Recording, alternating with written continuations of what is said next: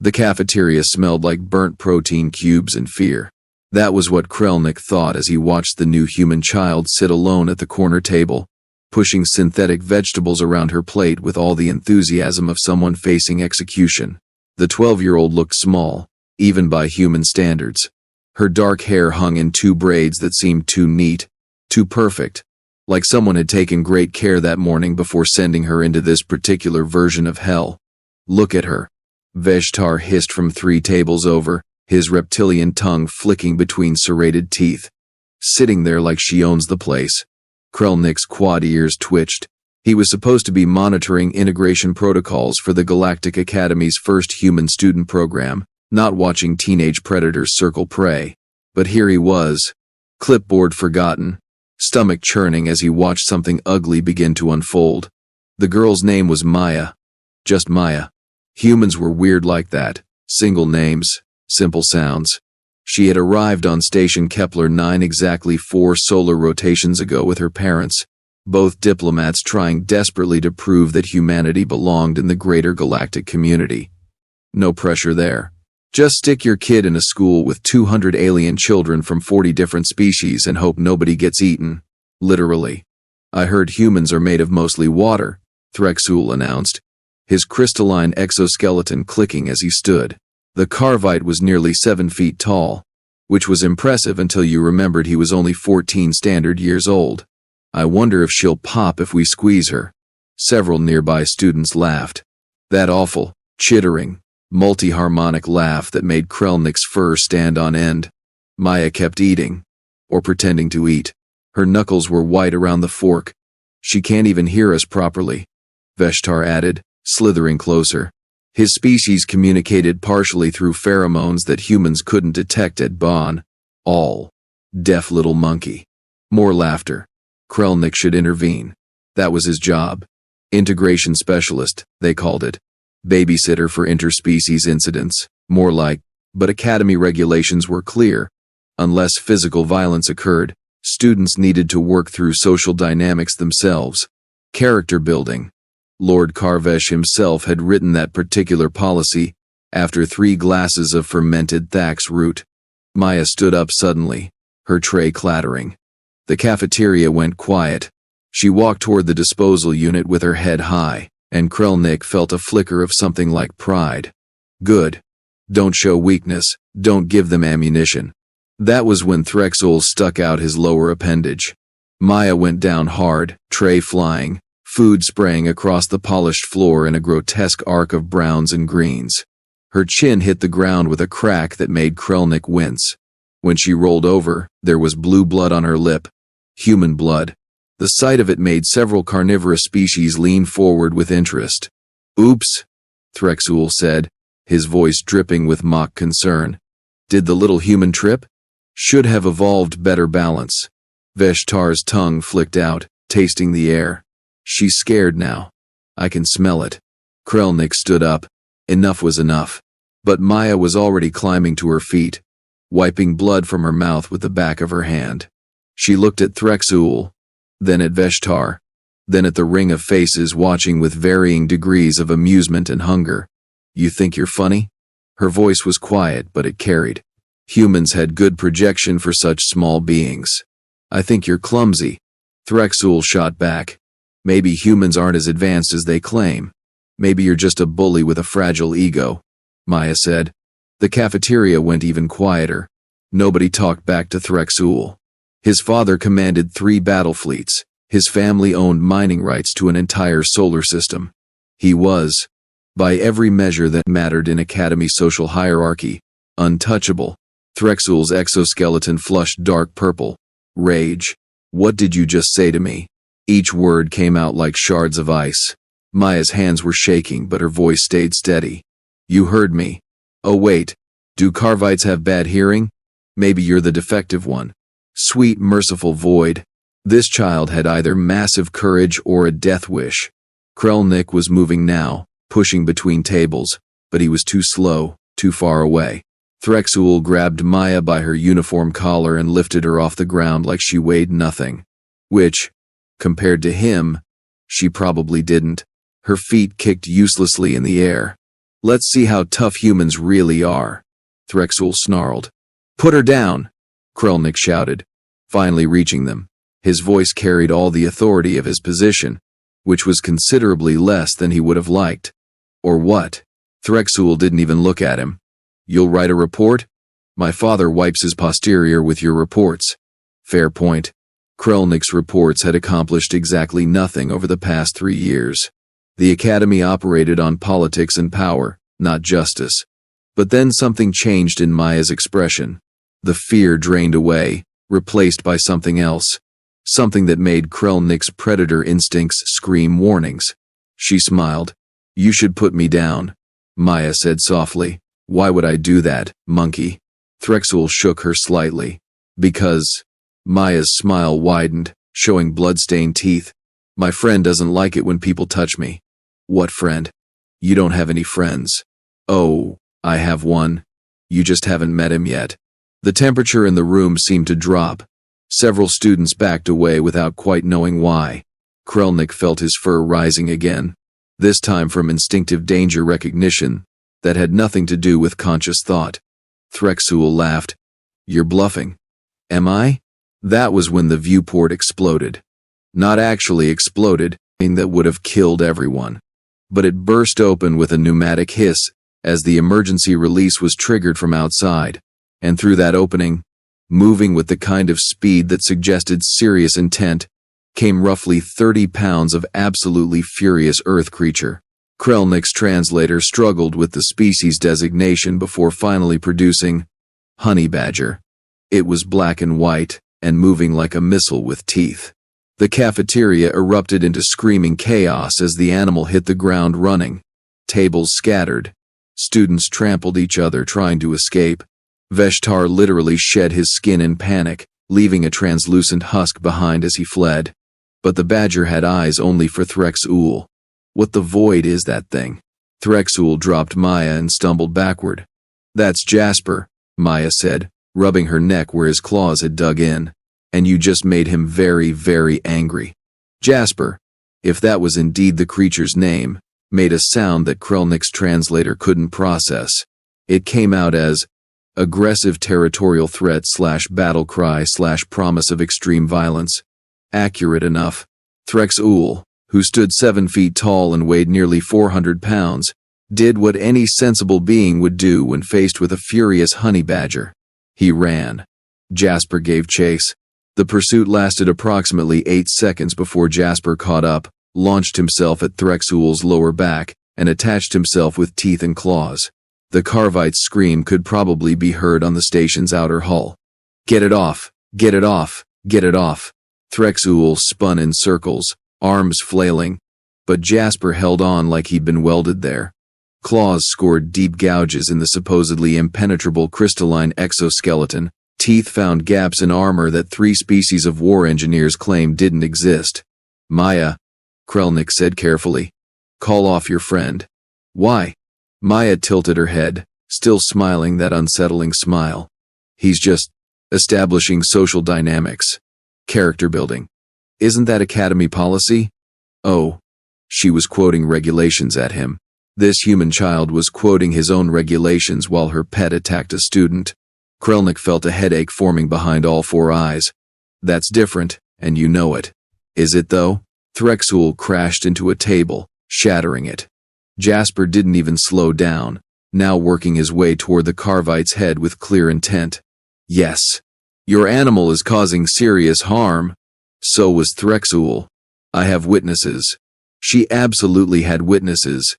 Every single student was recording this on their communication devices. The footage would be on the galactic net within minutes. Krelnik could already see his career circling the drain. Please, he said, abandoning dignity. Call him off before this gets worse. Maya considered this while Threx'ool's screams reached new octaves.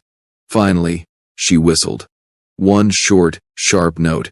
Jasper immediately stopped attacking, dropped to the floor, and trotted back to Maya like he'd just retrieved a ball. He sat at her feet, looking immensely pleased with himself, Threx'ool's purple blood staining his muzzle. Maya bent down and scratched behind his ears. Good boy. Who's a good boy? You are? Yes, you are. Threx'ool collapsed against the far wall, his exoskeleton cracked in 17 places, one eye swelling shut. He was making small, whimpering sounds that his species probably didn't even know they could make. "He attacked me," Threx'ool gasped, pointing with a trembling claw. "That vicious animal attacked me unprovoked." "Unprovoked?" Maya's voice went cold. "You grabbed me by the throat and threatened me. Jasper was defending me. That's what friends do." "That's not a friend. That's a monster," Jasper growled, low and dangerous. Threx'ool immediately shut up. Krelnik rubbed his face with both sets of paws. This was fine. Everything was fine.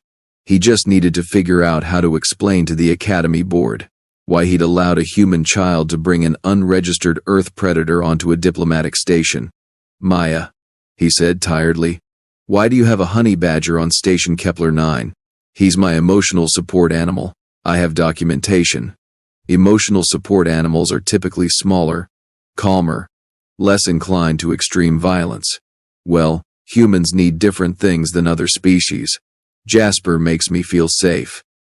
Looking at the destruction around them, the cowering students, the traumatized Threx'ool, Krelnik couldn't argue with results.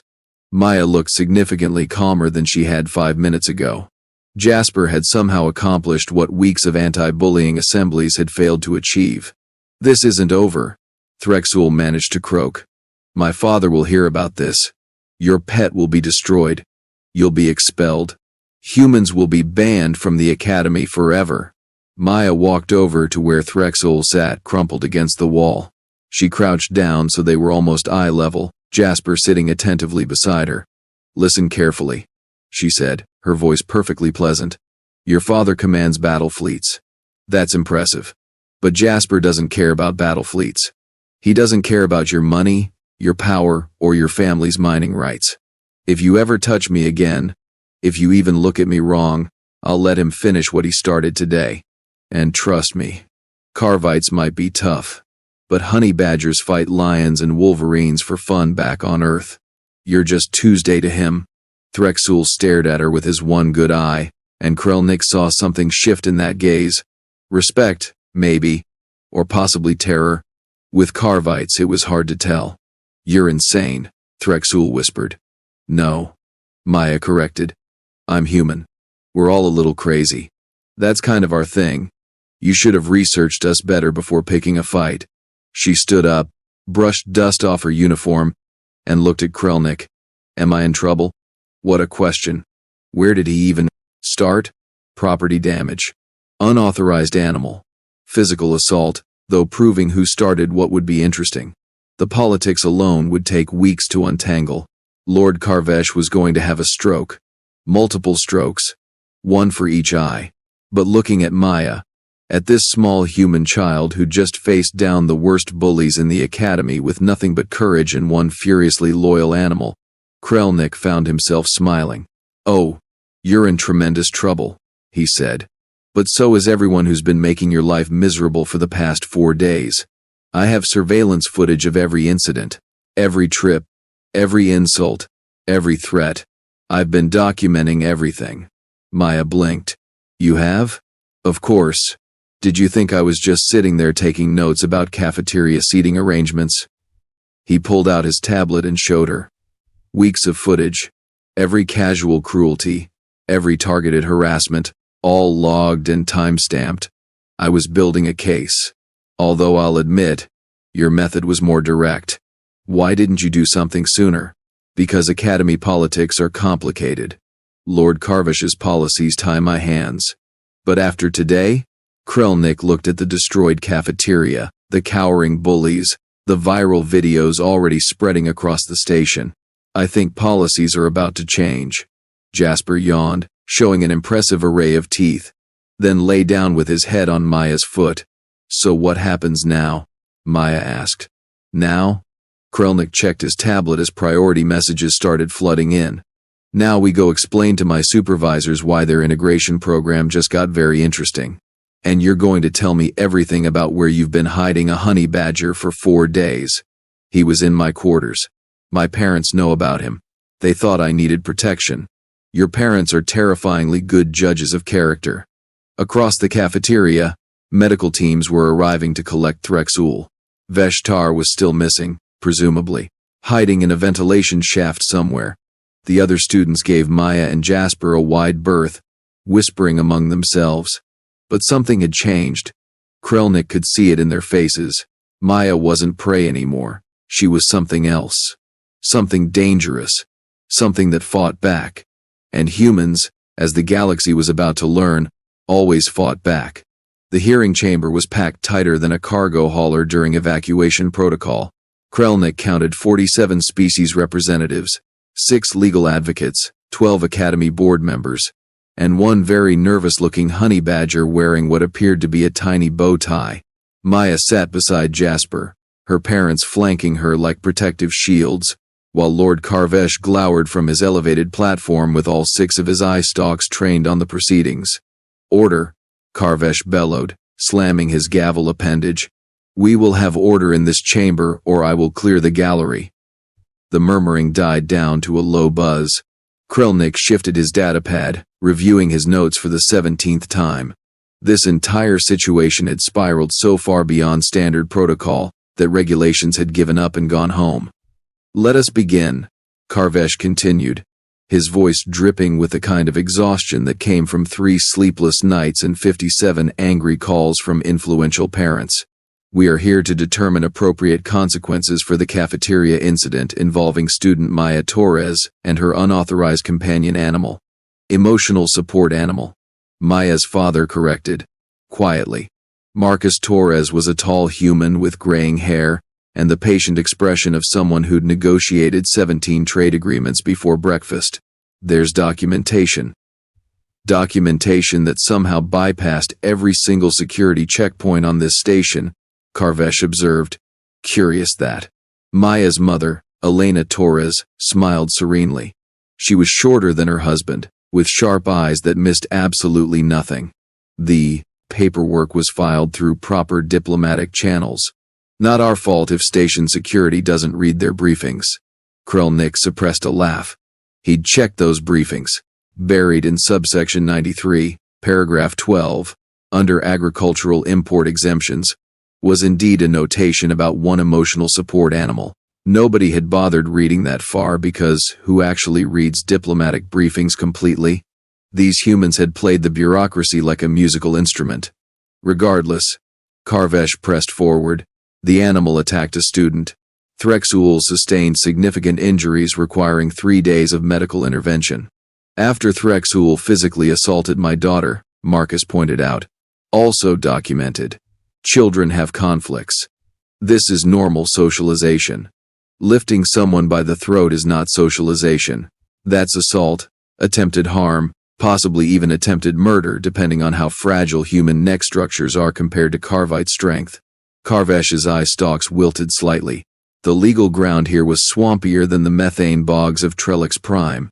"Counselor Vex-Thra," Karvesh gestured to the prosecution advocate, "present your case." Vex-Thra slithered forward, her scales gleaming under the chamber lights. She was a serpentine, known for their rhetorical skills and complete absence of mercy. "Thank you, Lord Karvesh. The facts are simple. The human child brought a dangerous predator onto this station.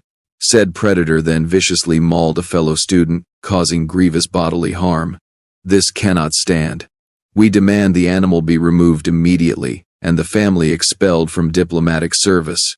"That seems harsh," Elena said mildly. "Harsh? Your daughter's pet nearly killed someone. Actually." Krelnik stood up, his legs wobbling slightly. "If I may address the chamber?" Karvesh sighed. "Specialist Krelnik, please enlighten us." Krelnik activated his datapad, projecting holographic footage above the chamber floor. "I have been monitoring the human integration program since its inception. What you're about to see is a compilation of incidents involving Maya Torres over her first 4 days at the Academy." The footage rolled. Threx'ool tripping Maya, Veshtar blocking her path, hissing threats. A group of Quellan students dumping waste solution on her chair. Drektar stealing her datapad and throwing it across the commons. Smaller indignities, casual cruelties, building like pressure in an unstable reactor. The chamber watched in silence. 17 documented incidents, Krelnik said quietly. 17 times where Maya Torres was targeted, harassed, or physically threatened. 0 interventions from faculty, because Academy policy states students must work through social dynamics independently. Those were minor incidents, Vexthra protested. Typical adjustment period conflicts. Tell me. Krelnik turned to face her directly. How many minor incidents does it take before they become major? How many times should a child be pushed before she's allowed to push back? Because from where I stand, Maya showed remarkable restraint. She endured 4 days of systematic harassment before defending herself. With a wild animal. With the only friend who stood by her. Krelnik looked at Jasper, who was grooming his paws with complete unconcern for the legal proceedings. Humans bond with other species. It's one of their defining characteristics. They befriend creatures that should be enemies. They domesticate predators, form partnerships with beings that could kill them, and create families from anyone willing to stand beside them. That's not a weakness. That's their strength. Murmuring rippled through the gallery. Several representatives leaned forward, interested despite themselves. Furthermore, Krelnik continued, warming to his subject, I've researched honey badgers extensively since the incident. This species has no fear response to larger predators. They face threats that outweigh them by hundreds of pounds. They fight back against impossible odds. They never quit, never surrender, never back down. He paused. Does that sound familiar to anyone? More murmuring. Someone in the back said, that sounds like humans. Exactly. Maya didn't just bring a pet. She brought a reflection of her own species. And when faced with bullies who thought superior size meant superior right, both human and badger showed what happens when you mistake kindness for weakness. This is absurd. Vexthra's scales flushed angry crimson. You're romanticizing violence. No. Marcus Torres stood, his voice carrying authority earned through decades of negotiation. He's explaining context, which is something your prosecution has conveniently ignored. My daughter is 12 years old. She was sent to this academy as part of humanity's attempt to integrate peacefully with galactic civilization. She wanted to make friends, learn about other cultures, find her place in a bigger universe. His voice hardened. Instead, she was systematically targeted by students who saw her as prey, as lesser, as someone who didn't deserve basic respect because her species is new to the galactic stage. Ambassador Torres, Karvesh interrupted. But Marcus wasn't finished. You want to expel us? Fine, we'll leave. But understand what message that sends. You're telling every species in this galaxy that might doesn't make right unless you're already established. That bullying is acceptable if the victim doesn't have the power to fight back through proper channels. That a child defending herself is worse than dozens of children tormenting her. He looked around the chamber, meeting eyes and eye stalks alike. Is that really the precedent you want to set? The silence stretched like taffy. Finally, a voice from the gallery spoke up. It was Miravel, a Quellan elder whose opinion carried significant weight. I would like to see more of this footage. Krelnik obliged, playing additional recordings. The chamber watched as the pattern became undeniable. Maya trying to make conversation, being ignored. Maya offering to help with assignments, being mocked. Maya sitting alone day after day while students deliberately excluded her. Enough, Karvesh said eventually, his voice tired. I have seen enough. Vexthra looked triumphant, clearly expecting judgment in her favor. Counselor Vexthra, Karvesh said slowly. Your prosecution is dismissed. The Torres family will not be expelled. What? Lord Karvesh, you cannot be serious. I am entirely serious. After reviewing evidence, it is clear that Maya Torres acted in self-defense against a credible threat. Threx'ool initiated physical contact with intent to harm. The animal responded to protect its bonded companion. This is natural behavior for guardian species. But the Academy rules, Karvesh's voice rose, have clearly failed in this situation. We demanded that students work through social dynamics while providing zero support structure for vulnerable individuals. We created an environment where systematic harassment could flourish unchecked. That ends today." He turned his attention to the gallery, addressing the representatives directly. "Effective immediately. I am implementing new protocols. All integration students will have assigned mentors. Faculty will receive training in recognizing harassment patterns across species barriers. And most importantly, self-defense will no longer be punished more harshly than initial aggression." "Lord Karvesh," Miravel said thoughtfully. "What about the animal?" Every eye in the chamber turned to Jasper, who chose that moment to yawn spectacularly, showing all his teeth. "The honey badger stays," Karvesh declared, "on several conditions. First, the Torres family must provide comprehensive behavioral documentation proving Jasper is trained and controllable. Second, Maya must demonstrate she can command him reliably. Third, any future incidents will be reviewed on a case-by-case basis." "That's outrageous." Threx'ool's father stood from the audience section, his massive form casting shadows across half the chamber. "My son was brutalized. Where is the justice?" "Your son," Karvesh said coldly, "brutalized a smaller, weaker child, and learned that actions have consequences. Perhaps if you had taught him that lesson earlier, we wouldn't be here. I suggest you use his recovery time to reflect on what kind of values you're instilling." The Carvite elder's exoskeleton flushed purple with rage, but he sat down. Even his influence had limits when confronted with clear evidence and public opinion. "Now," Karvesh continued, "as for Threx'ool himself, he will complete community service working with integration students. Perhaps learning their perspectives will teach him the empathy his upbringing failed to provide. The same applies to Veshtar, Drektar, and every other student documented harassing Maya Torres. Consider it education." The accused students, scattered throughout the gallery, looked variously horrified and resigned. "This hearing is concluded." Karvesh slammed his gavel one final time. "Go. Reflect. Become better than you were yesterday." The chamber erupted into conversation as representatives filed out, already discussing implications and strategy adjustments. Krelnik approached the Torres family, feeling lighter than he had in weeks. "Well handled," he said to Marcus. "You did the heavy lifting," Marcus replied, shaking Krelnik's paw. "Documenting everything made the difference. I just did my job." Finally, Maya bent down and hugged Jasper, who tolerated the affection with patient dignity. "We can stay," she whispered into his fur. "Of course you can stay," Elena said, running her hand through her daughter's hair. "You never should have doubted it." "I just wanted friends," Maya said softly. "Normal friends. Human friends would have been nice." "You have a friend," Krelnik pointed out. "One who literally fought the worst bullies in the academy to protect you.